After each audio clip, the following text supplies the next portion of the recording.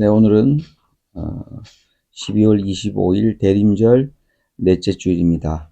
대림절 넷째 주일 새날교회 주일 공동예배 증언 말씀 함께 나누겠습니다. 제목은 어떤 노래를 부를 것인가입니다. 누가복음 1장 46에서 55절 말씀입니다. 그리하여 마리아가 말하였다. 내 영혼이 주님을 찬양하며 내 마음이 내 구주 하나님을 좋아함은 그가 이 여종의 비천함을 보살펴 주셨기 때문입니다. 이제부터는 모든 세대가 나를 행복하다 할 것입니다. 힘센 분이 나에게 큰 일을 하셨기 때문입니다. 그의 이름은 거룩하고 그의 자비하심은 그를 두려워하는 사람들에게 대대로 있을 것입니다. 그는 그 팔로 권능을 행하시고 마음이 교만한 사람들을 흩으셨으니 제왕들을 왕좌에서 끌어내리시고 비천한 사람을 높이셨습니다. 줄인 사람들을 좋은 곳으로 배부르게 하시고 부한 사람들을 빈손으로 떠나 보내셨습니다. 그는 자비를 기억하셔서 자기의 종 이스라엘을 도우셨습니다. 우리 조상들에게 말씀하신 대로 그 자비는 아브라함과 그 자손에게 영원토록 있을 것입니다. 이것은 주님의 말씀입니다. 어떤 노래를 부를 것인가? 우리 교회는 두 가지 신앙 전통 위에 서 있다고 제가 강조하고 있습니다. 하나는 출애굽 엑소더스 전통입니다. 또 하나는 죽음을 이기고 부활하신 부활 예수를 믿는 믿음의 전통입니다. 출애굽 전통은 이집트 노예 해방 사건입니다. 이집트에서 종살이하던 노예 히브리들을 하나님께서 해방시켜 주신 사건을 말합니다.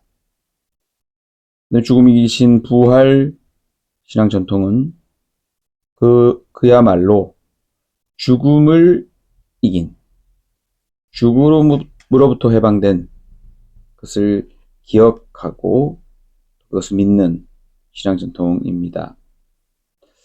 이 두 가지 신앙 전통 사이에 창조 이야기와 예수의 출생 이야기, 예수 탄생 이야기가 있습니다.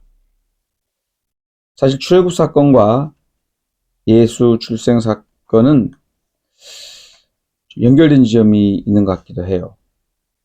출애굽이라는 그 배경이 이집트에 종살이하는 거였고, 예수가 출생되어서 이름을 예수로 한 이유가 구원할 자라는 거죠. 어떤 의미에서든 간에 당시 로마 제국의 지배를 받고 있었기 때문에 어떤 민족의 해방, 또 로마로부터 해방이라는 것들이 전제되지 않을 수 없다고 할 수 있겠습니다. 그리고 또 부활 사건하고 창조 이야기도 연결되어 있는 것 같아요. 같은 의미가 있는 것 같아요. 그것은 바로 생명입니다. 산다라는 것. 생명이 되었다고 하는 것. 하나님의 모습으로 한 생명으로 존재되었다고 하는 것. 그런 어떤 의미가 있는 것 같습니다. 어쨌든 이 네 가지 출애굽, 또 부활, 창조, 예수 출생 이야기 네 가지 이야기의 공통점이 저는 있다 이렇게 생각합니다. 거기에 우리 신앙의 근거들이 있다. 저는 그렇게 생각합니다. 첫째가 해방 생명 사건입니다. 네 가지 이야기 다 해방에 대한, 또 그것으로 인해서 생명을 얻는, 새로운 생명을 얻는 이전 것과는 다른 존재로 변모해가는 그런 것들이 전제되어 있다는 것입니다. 두 번째는 모두 다 불가능한 것들이 가능하겠던, 불가능이 가능하겠던 사건이다. 저는 그렇게 얘기할 수 있을 것 같고요. 세 번째가 은총입니다. 하느님의 은총으로부터 시작됐다 라고 하는 사실이고요. 마지막이 이것을 고백적으로 우리가 받아들인다는 것입니다. 이 사건이 일어나는 것이 나와 무관한 것이 아니라 이 사건이 끊임없이 지금 우리의 삶과 우리의 삶의 곳곳에 있는 문제들 속에서 고백되어져야 되는 그런 사건이라는 것입니다. 오늘 제가 읽은 누가복음 1장 46절 55절 말씀은 유명한 마리아의 노래입니다. 내 영혼이 주님을 찬양한다는 거고, 근데 그 이유가 비천한 이 여종이라고 하죠. 이 여종의 비천함을 주님께서 보살펴 주셨다. 48절에 돼 있고 52절에 가면 또 그런 말이 나옵니다. 제왕들을 왕좌에서 끌어내리시고 비천한 사람을 높였다.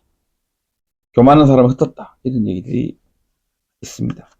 즉 이건 출애굽기의 미리암의 노래와도 유사한데요. 한마디로 저는 이 노래가 비천한 자의 노래다. 비천한 자의 해방 은총 고백 사건이다. 저는 그렇게 생각합니다. 그럼 이 역사는 이 비천한 자를 거들떠보지도 않고 비천한 자가 기록되지도 않지만은, 그러나 역사는 이 비천한 사람들 때문에 혹 민중에 의해서 전진하고 있다. 지금은 비록 불가능해 보이는 것도, 비록 지금은 억압 때문에 숨도 쉬지 못하는 상황에 있다 하더라도, 지금은 비록 죽은 것 같아도 반드시 살아나고 해방되고, 그리고 불가능해 보이는 것이 가능해진다 라는 것을 오늘 미리암의 노래, 말의 노래로부터 우리가 포착할 수 있는 것 같아요. 저는 그런 의미에서 예수 탄생 이야기는 분명히 은총 사건입니다. 예수 이야기가 역사적 사건이냐라고 하면 논란이 있습니다.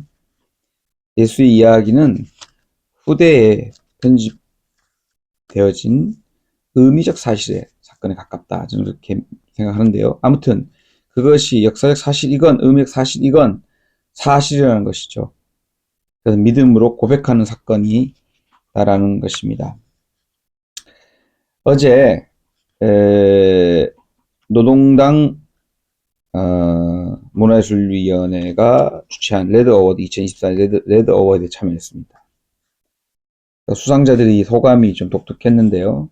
이 상을 받으면 좌파가 되는가, 좌파를 인정받는가, 뭐 이런 얘기가 좀 있었어요. 근데 참 감동적인 이야기, 스토리들이 있었습니다. 소수자의 목소리, 배제당한 사람들의 목소리, 사람들이 거들떠보지 않는 사람들의 목소리와 시선을 담고 있는 그런 작품들, 그런 문화예술 활동, 그런 활동들을 시상하는 그런 의미 있는 시간이었고요. 그저께는 2024 홈리스 추모제에 참여했습니다. 올 한 해 548명이나 되는 서울에서만 무연고자들, 홈리스들이 사망했다고 합니다. 전국 통계는 나오지도 않는데요. 근데 이들의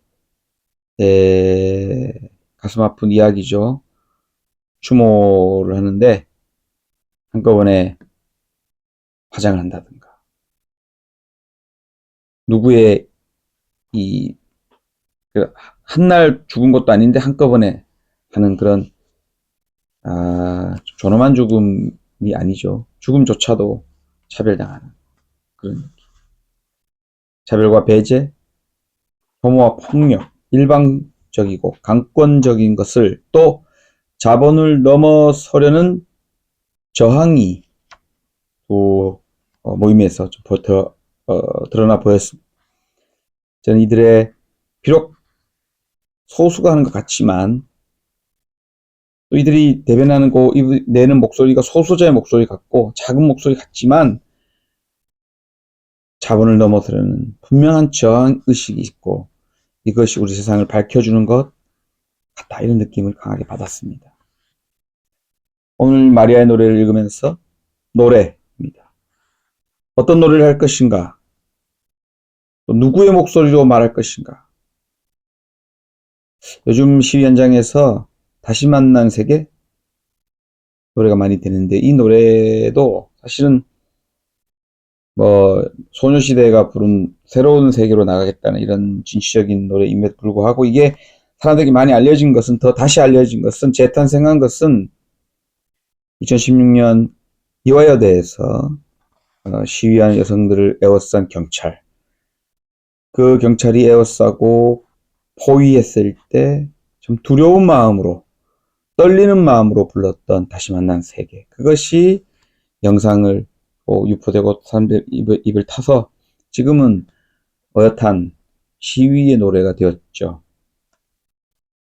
두렵고 떨리는 심정으로 노래한 노래입니다. 오늘 마리아처럼 두렵고 떨리는 마음으로 자기를 낮추고 겸손한, 저는 비천한 사람이라는, 비천한 저를 하나님께 세워주셨다고 하는 그러한 떨리는 목소리의 노래이죠.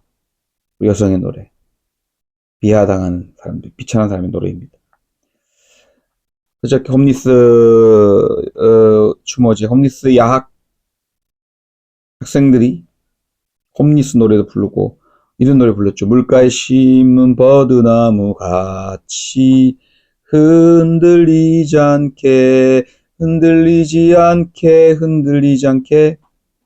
비록 웅장한 마이크로 부른 노래는 아니었지만, 영웅을 노래하는 노래는 아니었지만, 저는 그들 스스로가 두렵고 떨리고 비천한 자임에도 불구하고 자기 삶을 끊임없이 노래를 만든다는 것 자체가 그들의 삶이 영웅적인 삶으로 나아가고 있다, 저는 그렇게 느낍니다. 그것은 바로 그들이 불가능을 가능케 하는 존재로 나아가고 있다는 것이고, 그들이 하나님과 또 우리 자신을 불가능을 가능케 하는 존재로 만들어간다고 하는 의미에서 하나님을 자꾸 닮아가는 우리 민중 스스로가 변화해가는 그러한 중에 부르는 노래라, 저는 그렇게 생각합니다. 사실 저는 어젯밤에 전봉준 투쟁단이 트랙터를 끌고 전국에서 용산 대통령실에 가서 대통령 윤석열을 체포하겠다고 하는, 다 보고받고 왔는데 이 남태령 고개를 넘는데 서울경찰청이 막아서 거기에 그 소식을 듣고 갔다 왔습니다. 밤새 있다가 왔는데요. 노래를 부릅니다.